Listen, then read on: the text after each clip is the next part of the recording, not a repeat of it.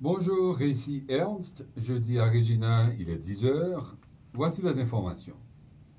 Le député de la circonscription Cutknife et Tuddleford, dans le nord-ouest de la province, est exclu du gouvernement avec effet immédiat. C'est le cabinet du Premier ministre qui l'a annoncé hier, et ce parce que Ryan de Motor est accusé d'avoir sollicité des services sexuels. Scott Moe déclare que celles et ceux qui occupent des fonctions publiques doivent soutenir les femmes vulnérables et non les exploiter. Fin de citation.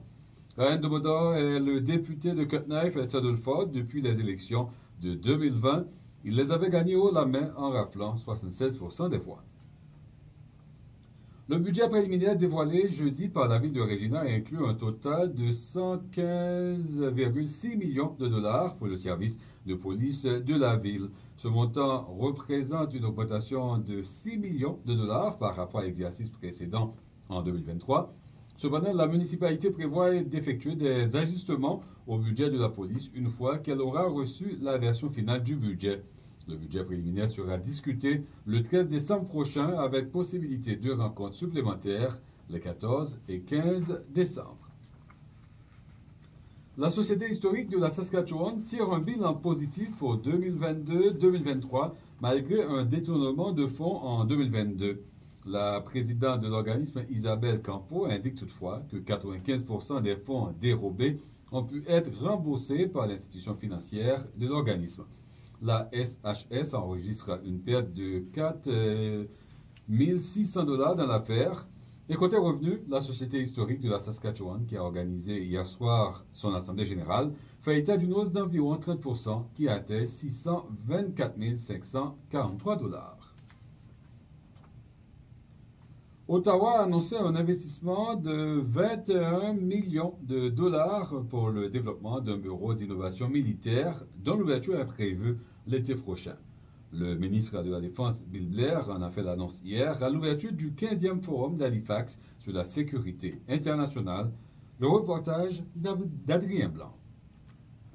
À l'intérieur, le ministre canadien de la Défense, Bill Blair, donne une conférence de presse à l'ouverture du 15e forum d'Halifax sur la sécurité internationale.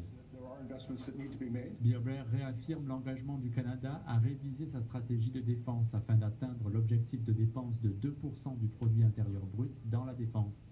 Parmi ces investissements, l'ouverture d'un bureau d'innovation de l'OTAN et d'un nouveau centre d'instruction militaire à Halifax. Le forum est un événement annuel qui rassemble des élus, des militaires et des chercheurs des États-Unis, du Canada et de leurs alliés. Cette année, le thème est l'Ukraine, mais le conflit entre Israël et le Hamas occupe aussi une grande place, avec notamment la participation de l'ancien Premier ministre israélien Ehud Barak. François Lafont a participé à l'élaboration du programme. Parce qu'il y a très souvent la moitié des personnes qui ne sont pas venues à Halifax et donc qui se rencontrent pour la première fois parce qu'ils sont arrivés au pouvoir, parce que ce sont des jeunes qui montent en ligne pour diriger leur propre pays. Et donc cette combinaison de personnes avec expérience ou de jeunes fait que chacun repart avec un petit plus dans sa tête qui permettra, on l'espère, à ce que nos démocraties fonctionnent mieux. Le forum doit aussi aborder les relations avec la Chine ou encore la cybersécurité. Ici Adrien Blanc, Radio-Canada. À l'étranger, les autorités locales à Gaza rapportent la mort d'au moins 50 personnes dans une frappe israélienne sur une école de l'ONU qui servait de refuge pour les sinistrés. Elles affirment aussi que plus de 30 personnes, dont 19 enfants, ont été tuées dans un autre bombardement. À Jérusalem, des milliers de proches des otages détenus par le Hamas manifestent devant les locaux du Premier ministre pour lui demander de tout faire pour les libérer. Dans la vieille ville, l'ambiance est morose et le temps où les commerçants échangeaient avec des touristes de partout dans le monde semble bien loin, comme l'a constaté sur place Vanessa Descoureaux. Un véritable havre de paix s'il n'était pas dû à la guerre.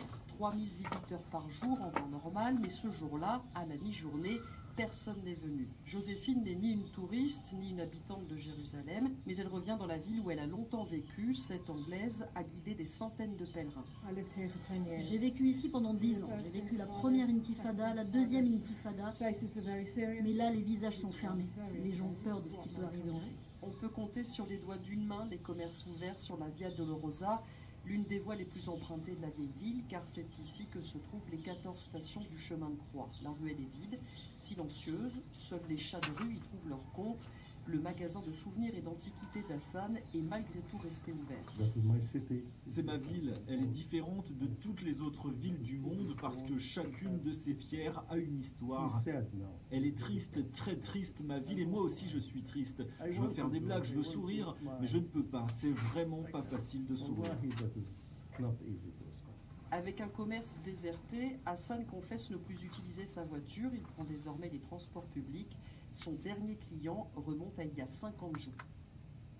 C'était Vanessa Decoro. C'est la fin de ce bulletin d'information. D'ici là, pour plus de nouvelles, consultez l'application mobile de Radio-Canada ou notre site internet.